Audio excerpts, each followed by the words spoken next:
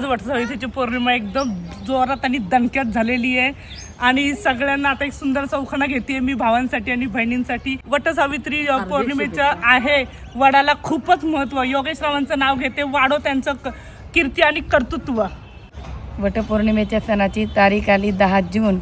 नितीन रावांचं नाव घेते, खानापुरीची सून. वा वा वा. गणपतीला वाहते दुर्वांची जोडी, विवेक आणि माझ्यात राहू दे अखंड वा, प्रेमाची सुंदर. गोडी. आणि ज्यांना ही साडी ऑर्डर करायची असेल तर नंबर दिलेले दिलेले आहे वरती. आणि लाईक शेअर सबस्क्राईब करा कस्तुरी पैठणी. थँक्यू.